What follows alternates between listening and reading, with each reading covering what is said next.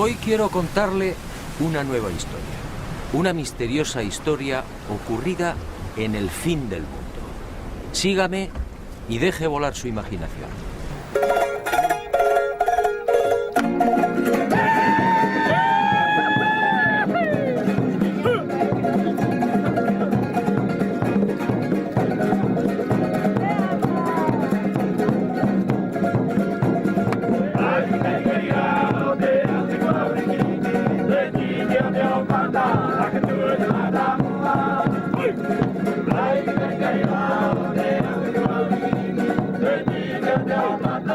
Ocurrió hace mucho tiempo y en mitad del océano. En aquel país vivía un rey sabio y prudente.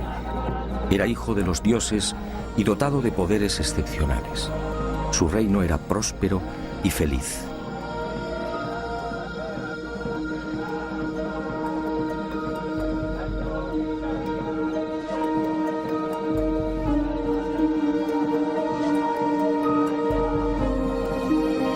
Pero de pronto aquel bello y exuberante lugar se vio amenazado.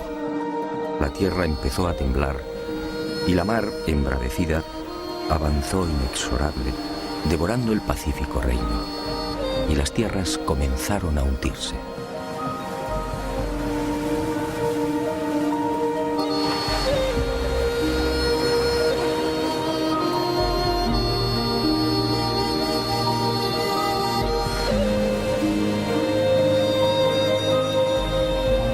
Y el rey solicitó consejo.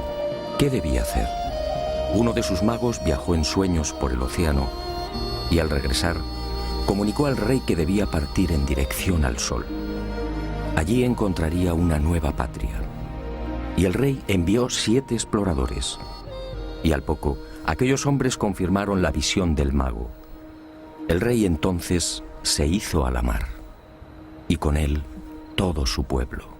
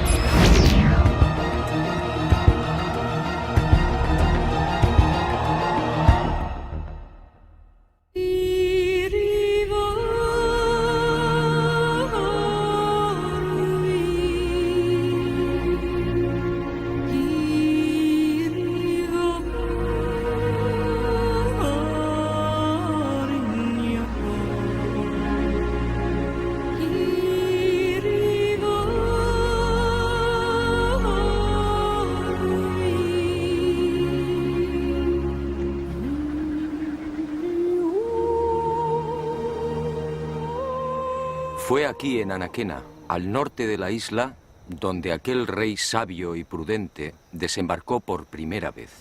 Y con él llegó también el primer Moai, el símbolo que representa a Pascua.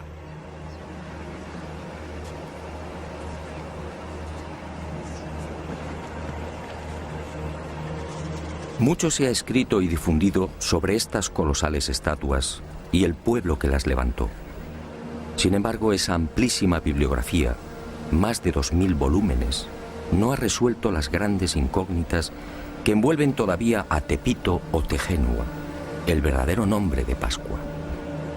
el nombre dado a la isla por aquel rey sabio y prudente. Tepito o Tegenua, el ombligo del mundo.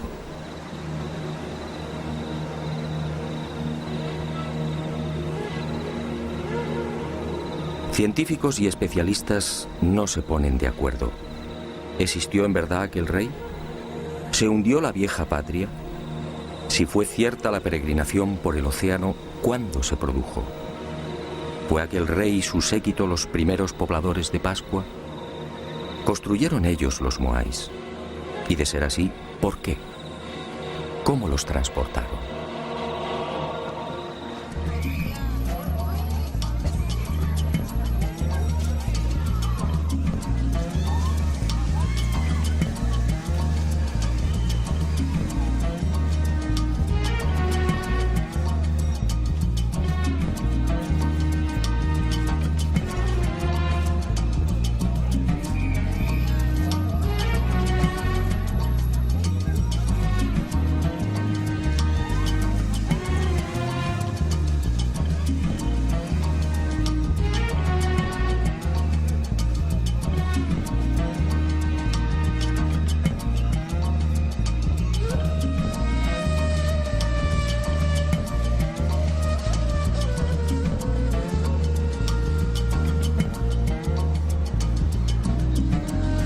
En esta mi quinta visita a la isla de Pascua me propuse algo diferente. Algo que quizá podía arrojar nueva luz sobre los referidos misterios. Hasta ese momento todas mis investigaciones habían tomado como referencia los dispares criterios de la ciencia. Pero como digo, esas afirmaciones resultaban tan endebles como contradictorias. En esta oportunidad, obedeciendo a la intuición, escuché la voz del pueblo. ¿Qué cuenta la tradición? ¿Qué dicen los ancianos pascuenses? ¿Cuál es su versión?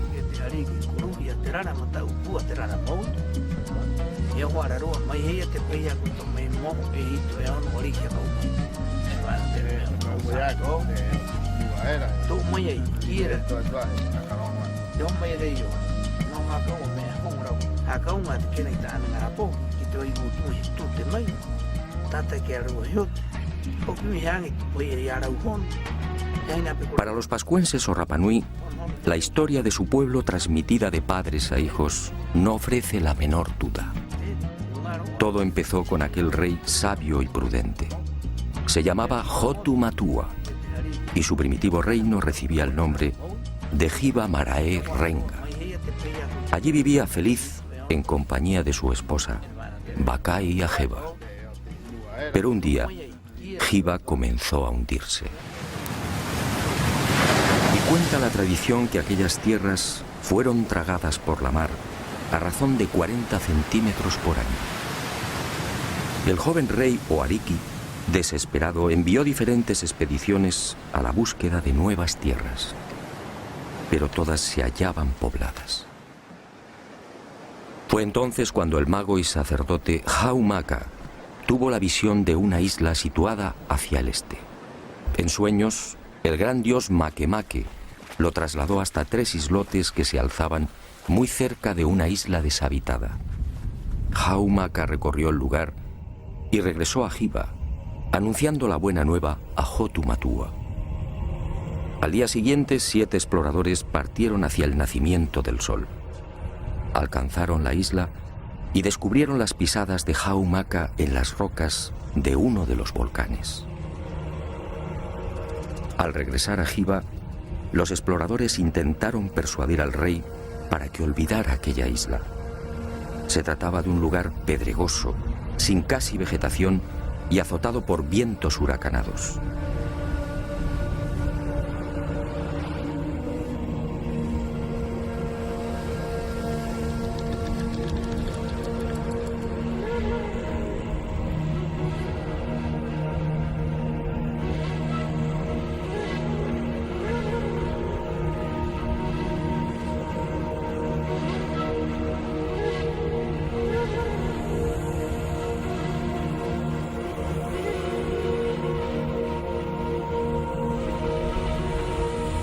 Pero Hotu Matua, confiando en su dios, zarpó de Hiva en 2 grandes canoas.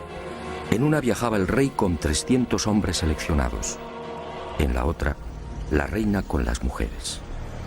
Y con ellos, semillas, animales, un moai y la historia de Hiva, recogida en 69 tablillas de madera. Unas tablillas grabadas con unos signos que solo podían leer los sacerdotes e iniciados. Era la historia de aquel pueblo y de la lejana patria desaparecida bajo las aguas. Después de no pocas calamidades y tras 66 días de navegación, aquel pueblo avistó al fin la tierra prometida. Se trataba, en efecto, de una isla mágica que el rey bautizó como el ombligo del mundo.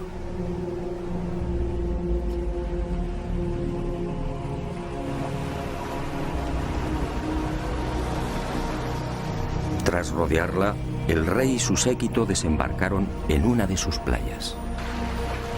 Y con ellos, la caña de azúcar, el plátano, el ñame, el taro, las aves y gallinas.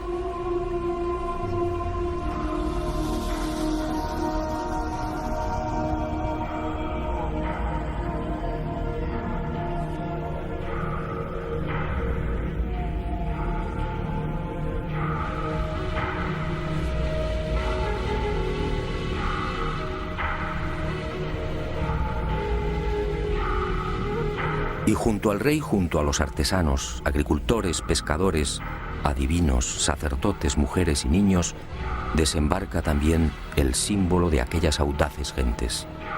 Un símbolo que ha perdurado hasta nuestros días. Un símbolo cargado de misterio.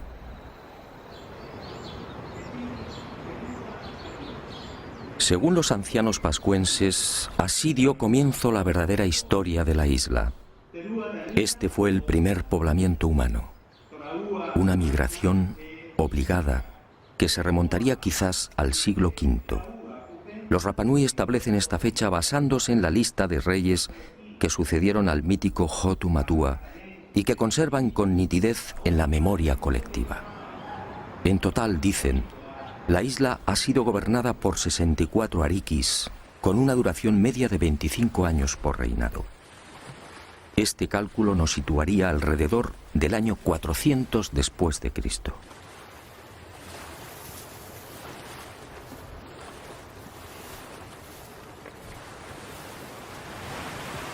Algunos especialistas, sin embargo, fijan el desembarco de Hotu Matua y los Hanau Momoko, o gente delgada, en una época más reciente. Sea como fuere, en lo que sí coinciden científicos y Rapanui es en el hecho de que la isla se hallaba despoblada cuando Hotu Matua la pisó por primera vez. Y no es de extrañar, dadas las enormes distancias que la separan de las costas más próximas. De hecho, la única tierra que los pascuenses alcanzan a ver desde su isla es la luna. Hei tātou, aki runga era, ko te manawai, ko te pokouri, ko te pumahore, ahau maka. Kara o te wā e ki te aroe, hua rewa ko akaha, I ana nei, ko te hati inga ko he ahau. La siguiente pregunta a los custodios de la tradición Rapanui fue obligada. ¿De dónde se supone que procedía Hotu Matua? ¿Existió realmente el país llamado Hiva? Para la mayor parte de los científicos, el hundimiento de esas tierras es pura leyenda.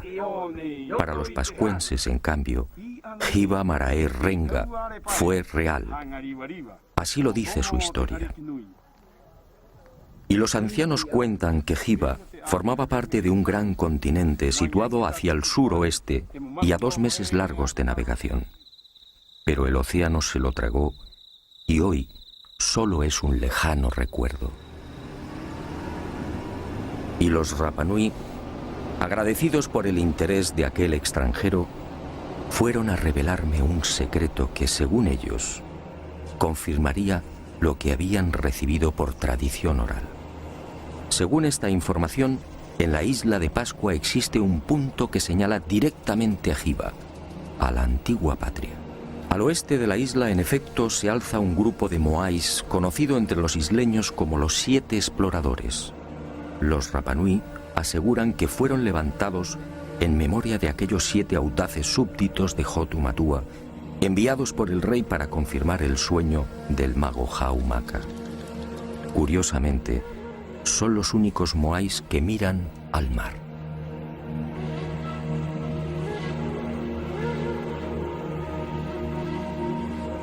Estos 7 moais apuntan directamente al lugar donde, según la tradición, se hallaba Hiva, en las proximidades de Nueva Zelanda, exactamente en el rumbo 254. ¿Casualidad? Lo dudo.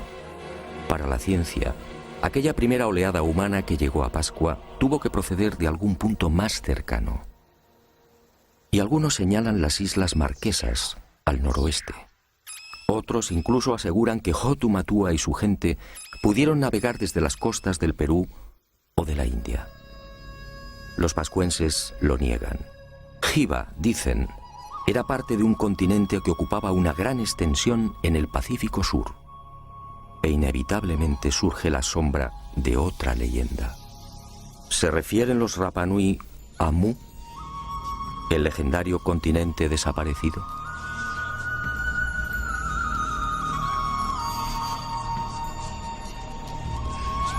Lo cierto es que Hotu Matua y los primeros pobladores del ombligo del mundo, llegaran desde donde llegaran, trajeron consigo una cultura tan esmerada como desconcertante. Hoy, la isla de Pascua es identificada casi exclusivamente por sus moais.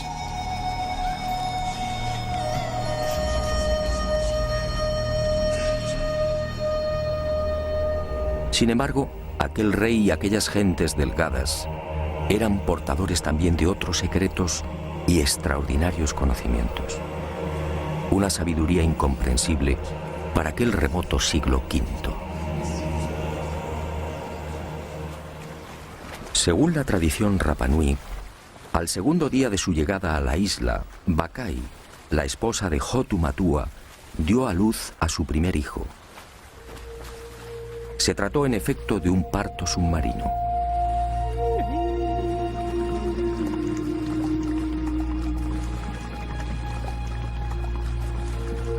Las mujeres se sentaban sobre una piedra rectangular, de forma que el agua las cubriera hasta el pecho.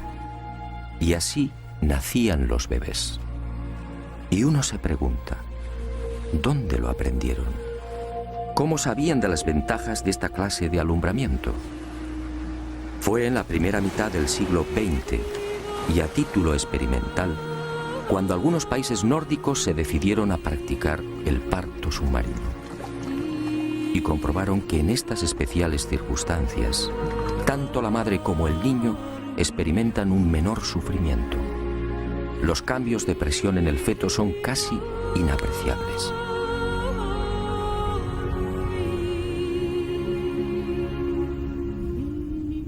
Con la llegada a Pascua de la civilización, o debería decir de la supuesta civilización, esta ancestral costumbre se perdió, como se perdería también otro ritual igualmente insólito y que, según la tradición, procedía de Hiva.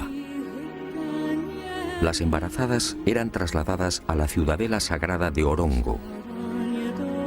Una vez aquí, los sacerdotes recogían el líquido amniótico, siendo utilizado por reyes y reinas para el cuidado de la piel y en las ceremonias de fertilización de la tierra. ¿Cómo sabían los primitivos pascuenses del poder regenerativo del apnio?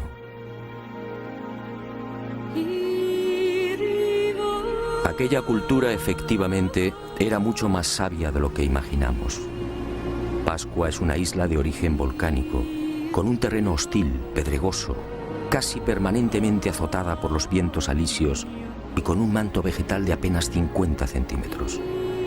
Y sin embargo, aquel rey sabio y prudente consiguió el milagro.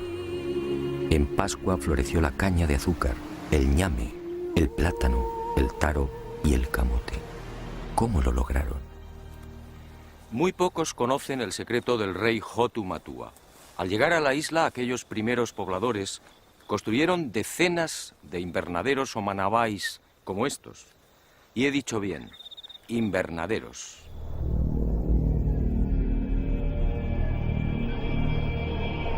He aquí otra muestra de la sabiduría de aquel pueblo. Una sabiduría o un poder heredados de Hiva. Las inclemencias y agresividad de la isla no fueron obstáculo para los recién llegados.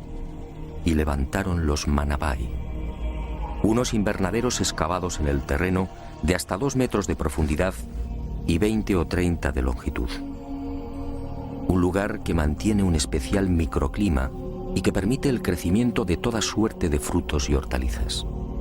Un milagro que los científicos no terminan de explicar. Y aunque la ciencia no tiene una respuesta satisfactoria, para los pascuenses, en cambio, la solución es tan simple como familiar. El milagro de los Manabai fue consecuencia del poder del mana. El mana era un poder sobrenatural emanado del dios Makemake, una extraña y singular criatura que descendió de los cielos instalándose en la mítica Hiva. Y aquel dios se cruzó con las hijas de los hombres, y de ahí nacieron los viejos héroes y los reyes. Y todos ellos disfrutaron del primitivo poder del dios, el mana. Una historia, por cierto, sobradamente conocida en otras culturas.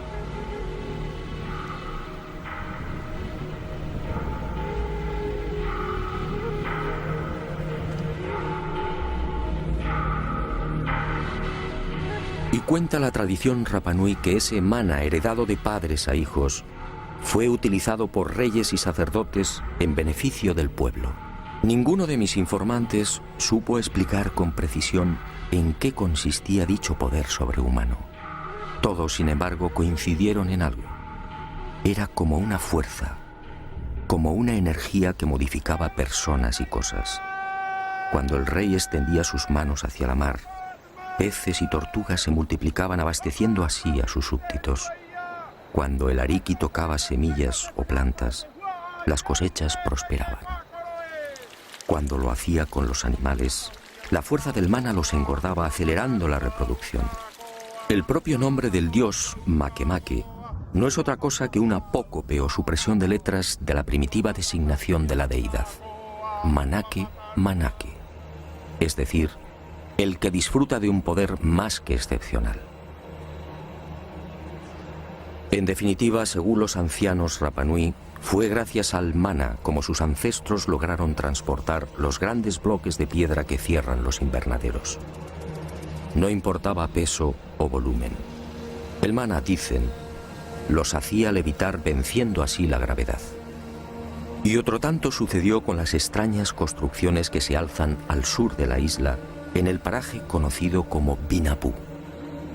Otro de los grandes enigmas de Pascua, para el que los científicos tampoco tienen explicación. Aquí, desafiando toda lógica, permanecen los restos de un aju o altar, muy diferente a los 101 que se conservan a lo largo y ancho de la isla. Diferente, sí, por su estructura y por el peso y pulido de los bloques que lo integran. Bloques de duro basalto de hasta 11 y 12 toneladas perfectamente escuadrados. ¿Cómo lograron semejante perfección? Ni siquiera una afilada navaja puede penetrar entre sus paredes. Pero quizá lo que más sorprende de esta construcción es la extraordinaria semejanza con otros muros situados a miles de kilómetros. Sígame y juzgue por sí mismo.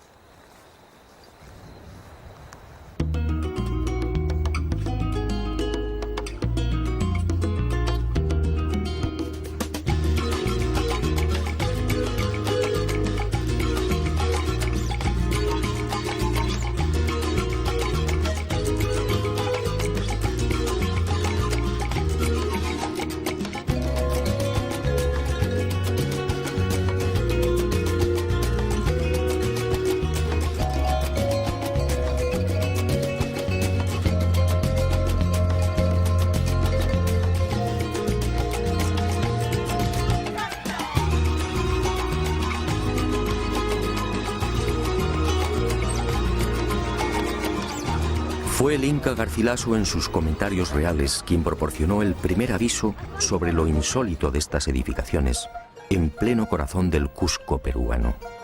Parece como si alguna clase de magia hubiera presidido su construcción. Más parece trabajo de demonios que de seres humanos. Y llevaba razón. ¿Cómo explicar esta piedra de 12 ángulos? ¿Cómo entender el transporte y alzado de estas formidables masas de piedra? ¿Cómo las pulieron?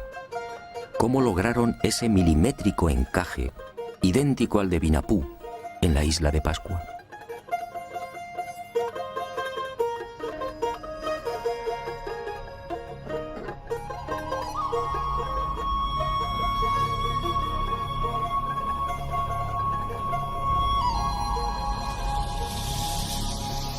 ¿Y qué decir de las moles que dan forma a la fortaleza inca de Sacsayhuamán? Algunos de estos bloques superan los 5 metros y las 130 toneladas de peso. La técnica de construcción es prácticamente gemela a la que vimos en Pascua. ¿Cómo entender esta semejanza? ¿Pudieron los incas llegar hasta el ombligo del mundo? ¿Enseñaron a los pascuenses cómo diseñar y levantar estos muros? ¿O fue al revés?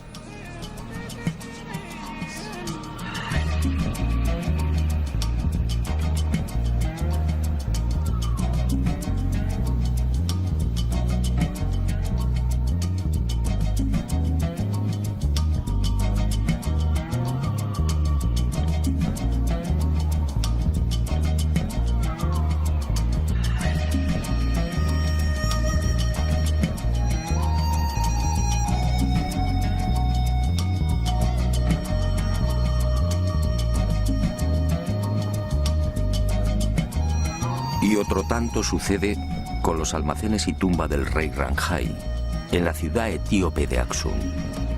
Una formidable construcción con bloques de 500 toneladas, escuadrados exactamente igual que en Perú y Pascua. Un complejo funerario que se remonta al año 2500 a.C.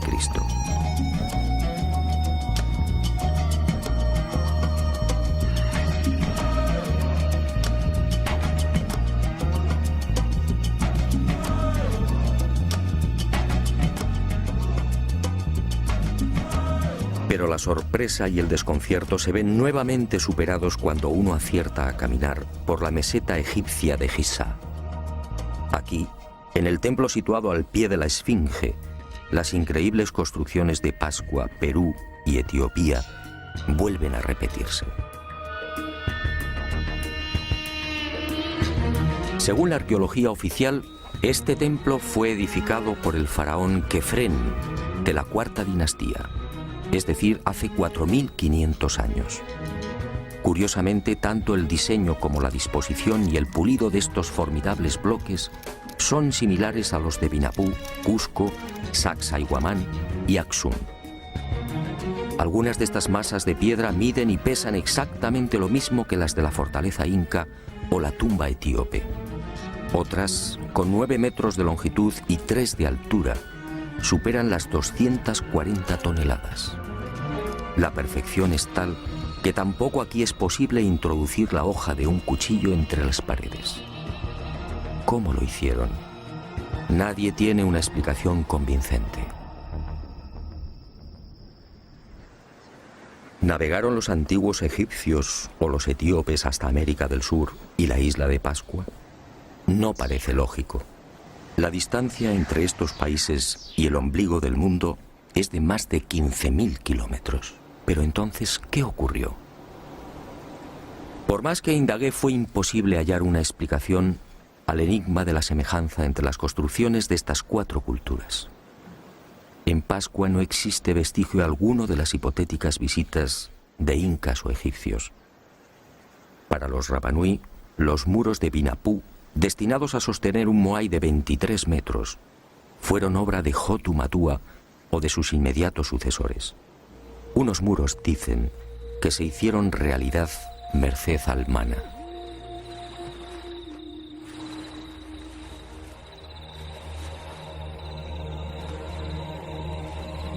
Hotu Matua. He aquí otro de los intrigantes misterios de Pascua. ¿qué fue de aquel primer rey?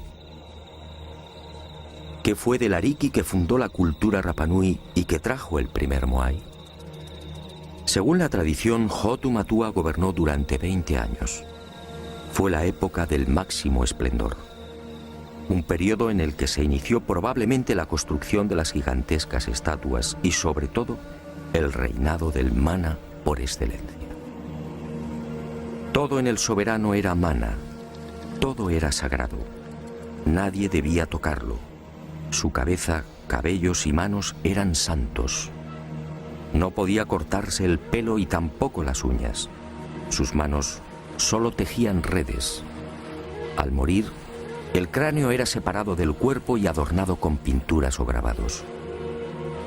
Pero este poder, el mana, se hallaba asociado a otro concepto, el tapu, es decir, lo prohibido.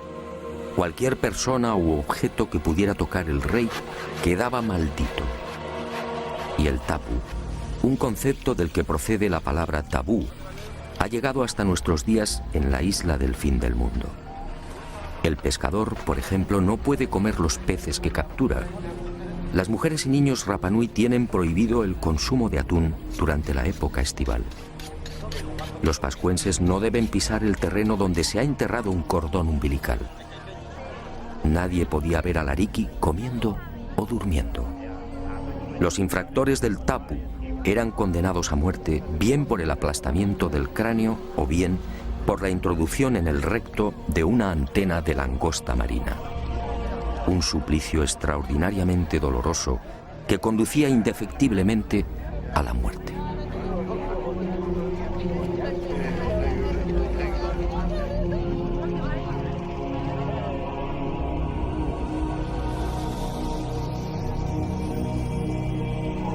Cuando pregunté por la tumba de Hotu Matua, todos coincidieron. Fue sepultado en Akahanga, al sur de la isla. Un punto equidistante de todas las tribus, y su cabeza, dicen, fue arrojada al mar para que regresara a Hiva. Hoy, este lugar es igualmente sagrado. Los Rapanui, celosos de sus tradiciones, no han marcado la tumba. No desean intromisiones. Nosotros, gracias a una información confidencial de los ancianos Rapanui, conseguimos ubicar el punto exacto donde, al parecer, reposan los restos de Hotu Matua. Pero di mi palabra de no desvelarlo, una palabra igualmente sagrada. Y Hotu Matua trajo consigo la primera estatua de piedra, el primer Moai. En la actualidad nadie tiene memoria de aquella primitiva pieza. Probablemente fue destruida. Según la arqueología, en Pascua han sido catalogados alrededor de 1000 moais. 400 se hallan enterrados o sumergidos en las aguas que rodean la isla. El resto se alza sobre un total de 101 ajus o altares estratégicamente repartidos por el interior y, sobre todo, por el perímetro costero.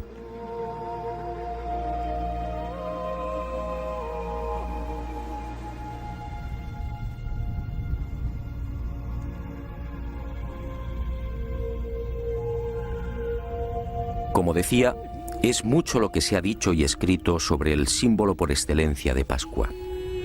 Y a decir verdad, son muchos también los infundios y despropósitos que giran en torno a estas colosales estatuas.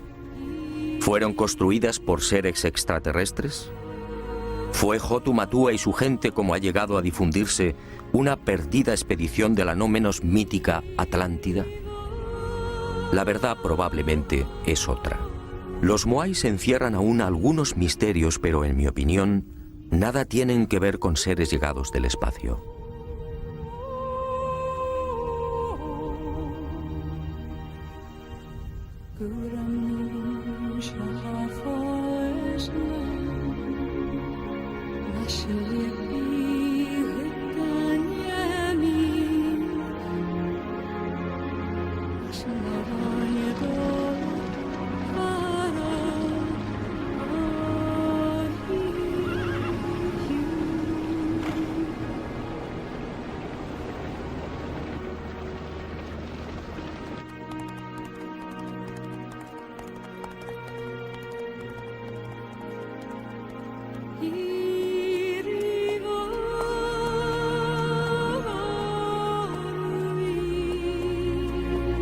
La prueba irrefutable del origen terrestre de los moais se encuentra al este de la isla, en las faldas de un viejo volcán, el Rano Raraku.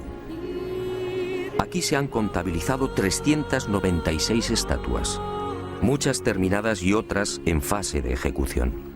Aquí, en la llamada cantera de los moais, se han encontrado los toki, las rústicas herramientas de basalto con las que se labraban. No hay, por tanto, la menor duda. Los moais son obra humana. Otra cuestión es por qué los hicieron y, sobre todo, cómo los transportaron.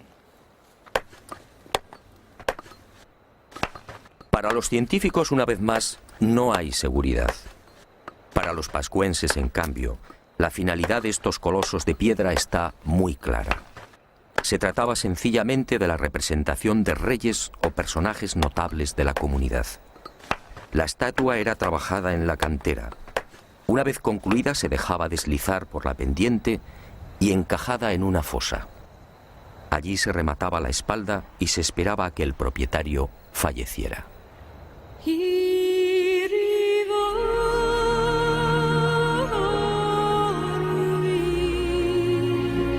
Cuando esto ocurría, el moai era trasladado al lugar elegido y alzado sobre el aju o altar. Era entonces cuando los artesanos procedían a la fase culminante. Abrían las cuencas oculares y engastaban en ellas unos ojos de coral blanco con pupilas de escoria roja. Y esa mirada terrorífica era la señal. El difunto tomaba posesión del moai y su poder, el mana, se difundía a través de dicha mirada. Y el mana alcanzaba así a todos sus súbditos y familiares. Por eso la casi totalidad de las estatuas mira al interior de la isla. Y en ocasiones, según la categoría del difunto, los moais eran adornados también con los pukao, una suerte de moño o sombrero elaborado con escoria roja y que, según los Rapanui, constituía el emblema del nuevo hombre dios.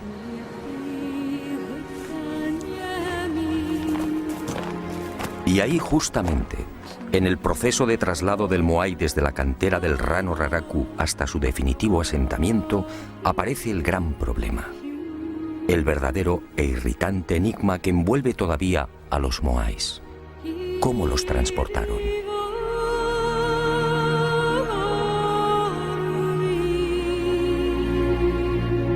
La altura media de los casi 600 moais que pueden contemplarse hoy en la isla oscila alrededor de los 4 metros, con un peso aproximado de 20 a 30 toneladas. Hay excepciones, como en los casos del moai Paro, en la costa norte, con casi 10 metros de altura y 85 toneladas de peso. Y el moai, a medio terminar, de la cantera del Rano Raraku.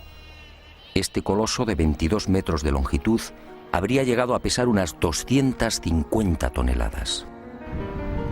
En el caso de los sombreros o pucaos, la mayor parte de estos cilindros supera las 7 y 8 toneladas.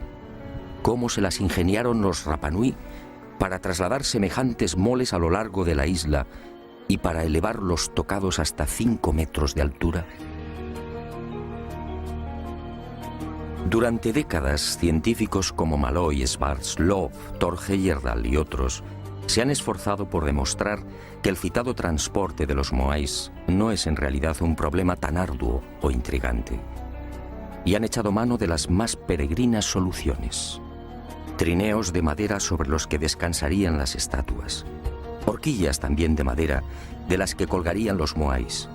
Cuerdas y rodillos y hasta caminos de paja por los que podrían haber sido desplazados los grandes colosos.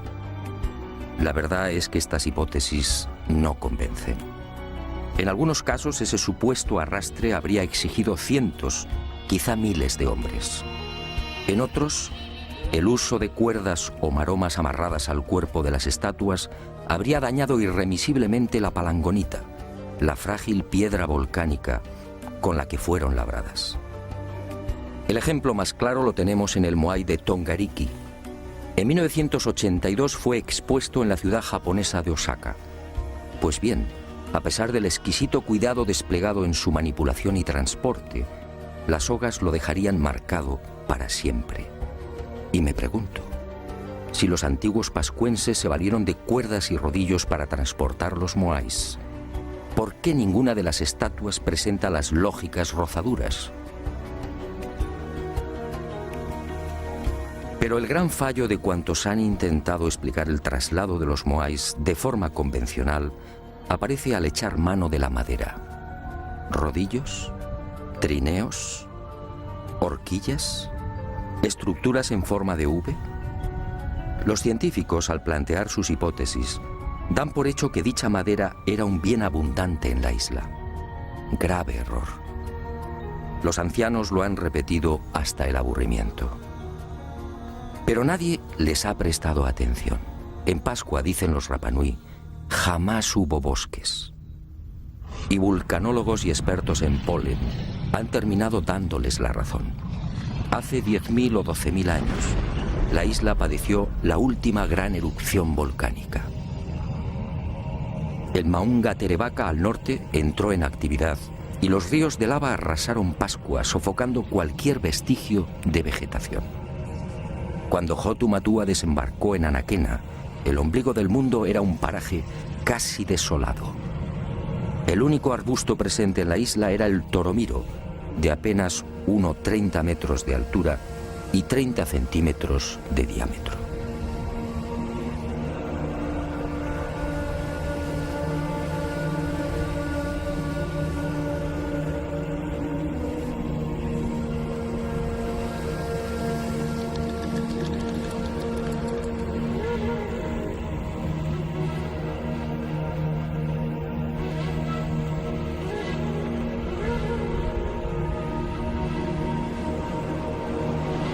Está claro que los antiguos pascuenses no pudieron trasladar los moais con el auxilio de rodillos de madera porque sencillamente no había madera. Y el enigma aparece de nuevo. Si el toromiro no era suficiente para la elaboración de esos más que supuestos cientos o miles de rodillos, ¿cómo los transportaron? La respuesta de los Rapanui siempre es la misma: con mana. Era el poder más que excepcional del rey o de los sacerdotes el que levantaba las estatuas en la cantera, desplazándolas por el aire. Llegado el momento, cuando el propietario del moai fallecía, el cortejo se ponía en marcha. El ariki utilizaba su mana y el gigante de piedra se alzaba como una pluma, obedeciendo las órdenes del rey o del iniciado de turno. Y así viajaba hasta el lugar fijado por el difunto.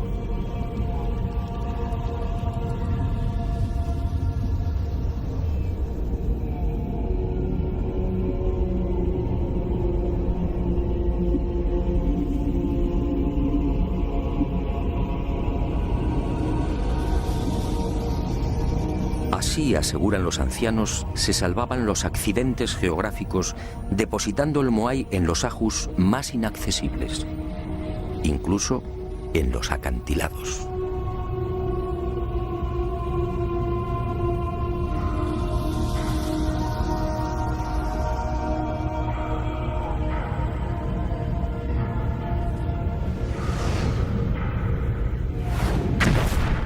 Pero esta versión, obviamente, no cuenta para los científicos.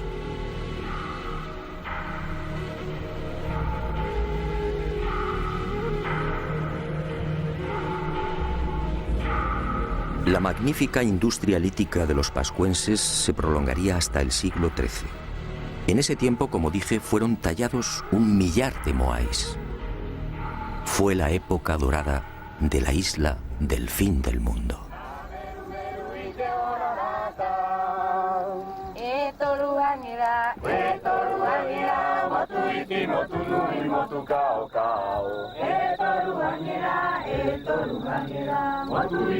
Pero un buen día, hacia el año 450, sucedió algo imprevisto. En la isla desembarcó una segunda oleada humana. Eran los Hanau Epe, unos individuos corpulentos que terminarían provocando el gran desastre. Eran muchos, cuentan los ancianos Rapanui, y se instalaron en el Poike. Y allí vivieron durante siglos. Y los Hanauepe, mal llamados orejas largas, se mezclaron con los primitivos pobladores. Pero en el año 1680 estalló el conflicto. Y unos y otros guerrearon hasta que los invasores fueron exterminados.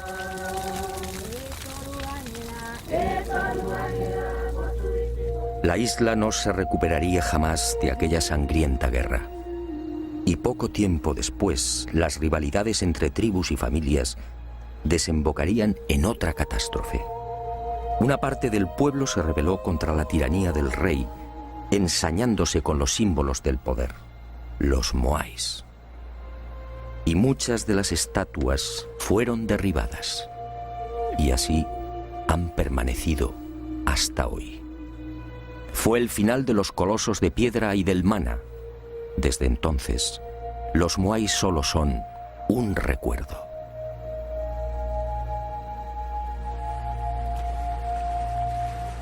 Pero las desgracias de la isla del fin del mundo no terminaron ahí.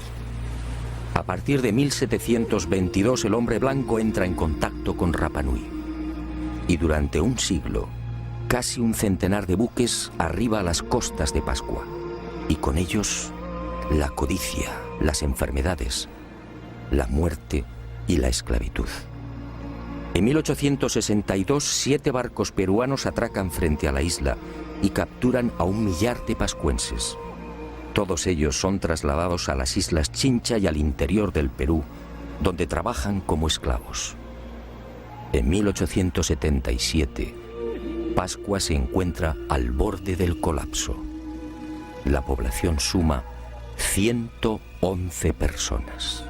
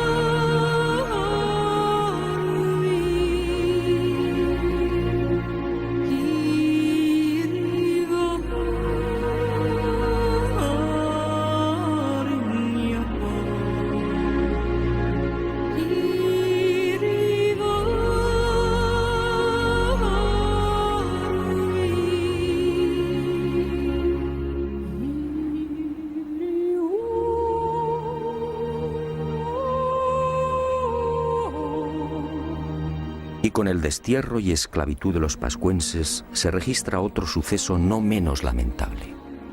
Junto al millar de isleños capturados en 1877 se encuentra el rey Caimacoy y la mayoría de los sabios y sacerdotes de la vieja cultura Rapa Nui.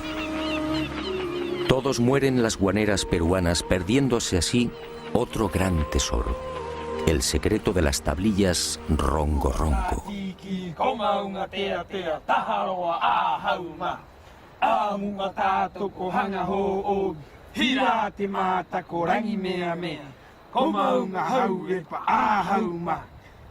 Cuenta la tradición que fue Jotumatua, el ariqui sabio y prudente, el que trajo consigo las 69 tablillas de madera en las que se narraba la historia de Jiva y de su pueblo. Unas tablillas o maderas parlantes, grabadas con 150 signos básicos y con los que podían componerse más de 2000 lecturas. Un formidable tesoro que se perdió con el destierro de los últimos sabios e iniciados Rapa Nui.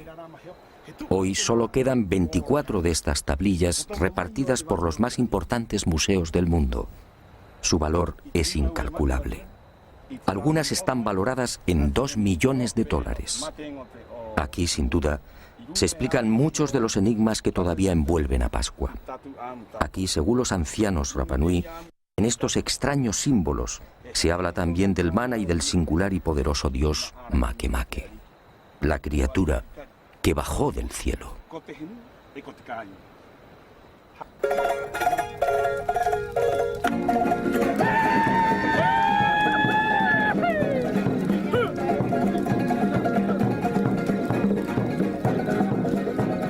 Es probable que nunca alcancemos a desvelar los misterios de Pascua.